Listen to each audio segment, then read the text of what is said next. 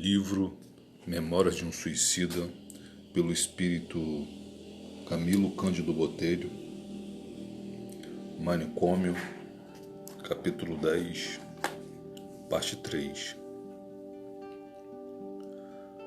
Acautela-te por isso mesmo, ó homem, sendo tu, por direitos de filiação, fadado à glória divina no seio da eternidade, não poderás fugir aos serviços da evolução que é imprescindível faças, dos movimentos de ascensão próprios de tua natureza, a fim de atingires a órbita de que descendes.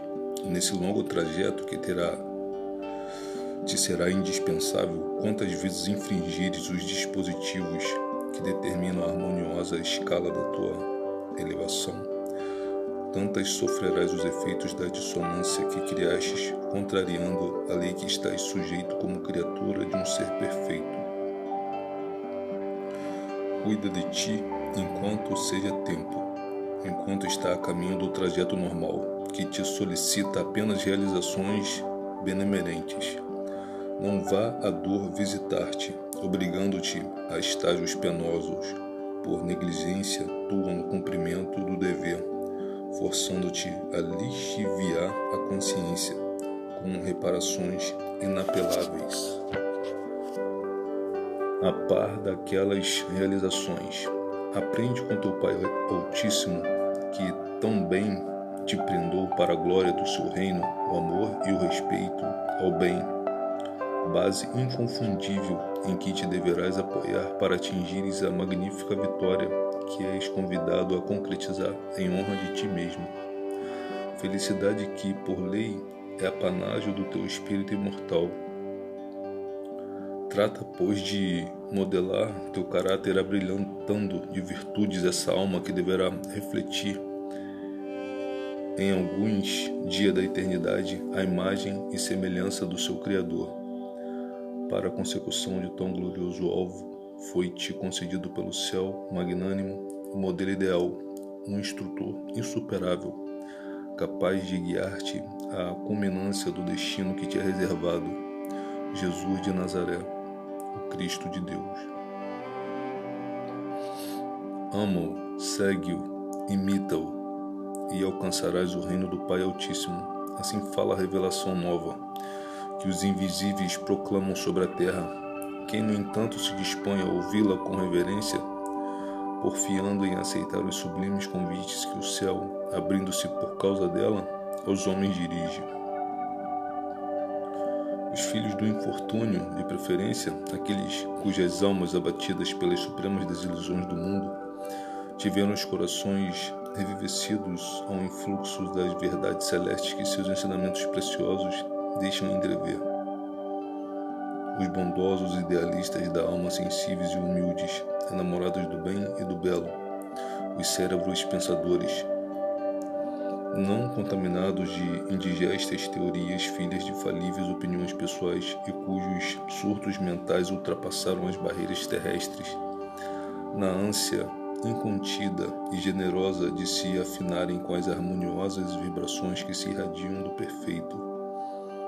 Os grandes e poderosos, porém, os mandatários endeusados pelas boas situações terrenas, cuja bolsa bem provida e mesa lauta desafiam preocupações,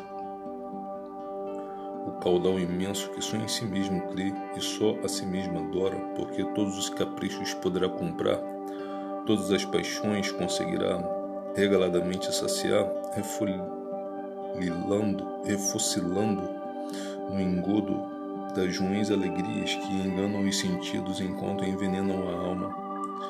Esses proferem nada disso entender, voltando as costas a tudo quanto tenderia a deter-lhes a marcha para o precipício, até que com efeito lá se despenham, não obstante os reiterados avisos esparsos de milênios pelo mundo todo. Lá se enredam, reduzindo-se a este deplorável estado. Quereis verificar? Disse e, adiantando-se, encaminhou-se para um varandim que deixava vistas para o extenso pátio, espécie de claustro pitoresco, onde arbustos graciosos dispunham agradavelmente a paisagem limitada.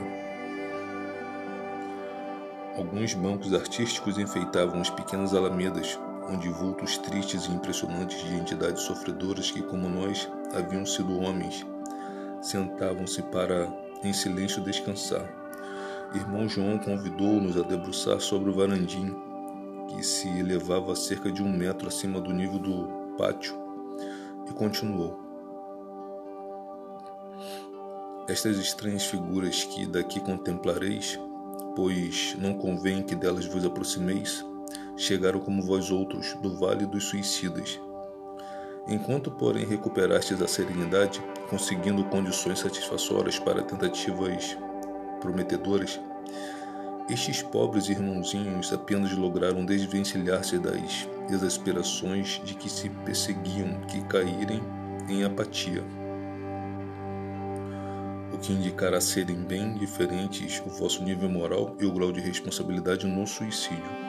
Estão atordoados, entorpecidos sob impressões muito chocantes e, por enquanto, invencíveis.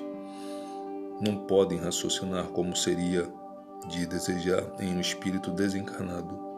Não conseguem refletir com a plenitude do senso e apenas compreendem que em derredor se passa como se do fundo de um sarcófago entrevissem a realidade.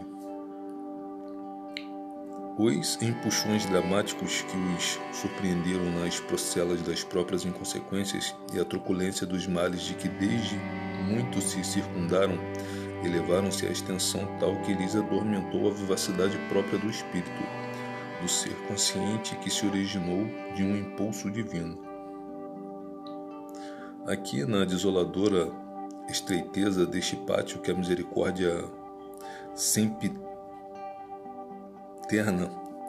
do Senhor de todas as coisas permitiu fosse dotado de conforto e expressões agradáveis, encontram-se em grande penúria moral muitas entidades que foram homens ilustres na terra, aos quais admiradores solícitos teceram necrológios eloquentes em páginas de jornais importantes, e em memória de quem Ezequias pomposas se celebraram, que tudo possuíram de que de melhor existe na terra, mas que infelizmente se esqueceram de que nem tudo no universo ilimitado se resume aos prazeres infaustos, nem sempre às elevadas posições sociais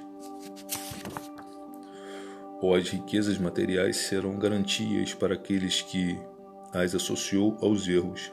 Nem sempre a prática de abominações ou as inconsequências da imoralidade, assim como as odiosas atitudes do egoísmo, ficarão impunes, abandonadas seus dispensadores na descida irreparável para as trevas. Encontram-se aqui orgulhosos e sensuais que julgaram poder dispor levianamente dos próprios corpos carnais, entregando-se à dissolução dos costumes, saciando os sentidos com mil gozos funestos, deletérios, sabendo, no entanto, que prejudicavam a saúde e se levariam ao túmulo antes da época oportuna prevista aos códigos da criação, porque disso mesmo lhes preveniam os facultativos a quem recorriam quando os excessos de toda a ordem traíam indisposições orgânicas em suas armaduras carnais. Caso não se detivessem a tempo, corrigindo os distúrbios com a prática da temperança. Todos estes sabiam-no também, no entanto, continuavam praticando o crime contra si mesmo. Sentiam os efeitos depressores que o vício nefando produzia em suas contexturas físicas como em suas contexturas morais, mas prosseguiam sem qualquer tentativa para a emenda. Mataram-se, pois, lentamente, conscientemente, certos do ato de que praticavam, porquanto tiveram tempo para refletir. Suicidaram-se fria e indignamente, obcecados pelos vícios, certos de que se supliciavam, desrespeitando a prenda inavaliável que do sempiterno receberam sem aquele corpo que lhes ensejava progressos novos. Observareis, meus caros amigos, que, dentre tantos, muitos quereriam esquecer pesados infortúnios no adormecimento cerebral provocado pelas libações, que, inconsoláveis, premidos por angústias irremediáveis, buscariam um supremo consolo na embriaguez que os levaria possivelmente à desejada trégua ao sofrimento. Mas esse suposto atenuante é sofisma próprio do inveterado rebelde, porque o convite ao alívio dos pesares que afligem e perseguem a humanidade há 2 milênios ressoa pelos recôncavos do planeta. E posso mesmo garantir-vos que nem um só homem, desde que foi proferido pelo grande expoente do amor que se deu em sacrifício no alto do Calvário, deixou de conhecê-lo, seja quando investido do indumento carnal ou durante o estágio no invisível, à espera da reencarnação. E por isso, certamente, também estes pobres que aqui se acham tiveram ocasião de ouvi-lo em algum local da terra ou da pátria espiritual.